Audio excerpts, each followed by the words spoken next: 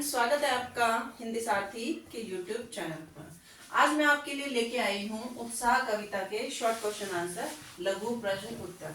पिछली वीडियो में मैंने इस कविता की व्याख्या कराई थी, तो देखते हैं क्वेश्चन आंसर। पहला प्रश्न है, कवि बादलों से क्या आग्रह कर रहा है।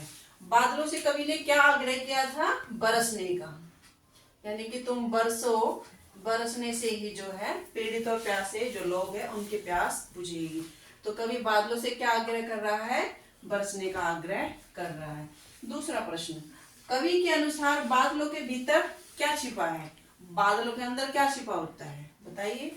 बादलों के अंदर छिपा होता है जल, पानी, यानी कि पानी छिपा होता है।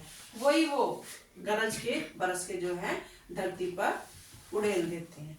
तो बादलों के अंदर क्या छिपा है? पानी। तीसरा प्रश्न, कवि ने बादलों को किसके समान सुंदर बताया है। कविता में आया था ललित ललित काले घुंघराले, यानी कि काले घुंघराले किसकी तरह? केश की तरह। काले घुंघराले केश, यानी कि बालों की तरह समान सुंदर बताया है कि बादल किस तरह से प्रतीत होते हैं, जैसे घुंघराले बाल हो, केश। कवि ने बादलों को क्या कहकर पुकारा है, यानी कि बादलों को क्या बताया है कि वो कैसे हैं, कहां से आते हैं। तो बादल कहां से आते हैं? अज्ञात दिशा से। कहां से आते हैं? अज्ञात दिशा से, यानी कि चारों तरफ से घिर घिर कर बादल आ जाते हैं। तो बादलों को क्या कहकर पुकारा है? अज्ञात दिशा से आने वाले, अज्ञात दिशा से आने वाले कहकर संबोधित किया है कवि ने।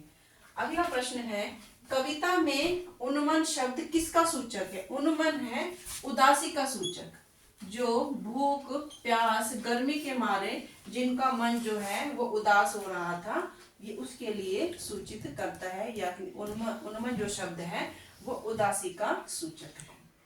अगला प्रश्न है, बादलों को क्या कहकर संबोधित किया है, यानी कि कवि ने बादलों को क्या कहकर संबोधित किया है? अनंत के घन, यानी कि आसमान से अनंत, यानी कि जिसका कोई अंत नहीं होता, वो आसमान होता है। तो आसमान के, यानी कि अनंत के घन। किसका मन विकल, विकल का अर्थ होता है व्याकुल, परेशान। किसका मन व्याकुल था?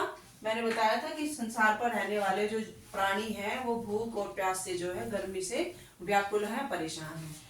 तो व्याकुल मन किसका है? संसार के सभी प्राणियों का। प्राणी में सभी आ जाते हैं, पक्षी, पशु, मनुष्य। तो ये सभी जो है गर्मी से व्याकुल हो जाते हैं, और जैसे ही बादल बरसते हैं इनकी व्याकुलता समाप्त हो जाती है और ये खुशी से जो है प्रसन्न हो जाते हैं। कवि बादलों से क्या अनुरोध कर रहा है? मैंने बताया था कि एक आह्वान गीत है।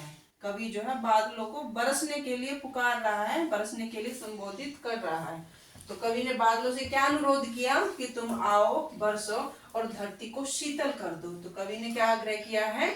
धरती को शीतल करने का आग्रह किया है।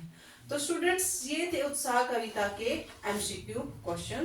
तो जल्द ही मैं आपको मिलती हूँ नेक्स्ट वीडियो में, जिसमें मैं आपके लिए लेकर आऊंगी इसी पाठ की दूसरी कविता।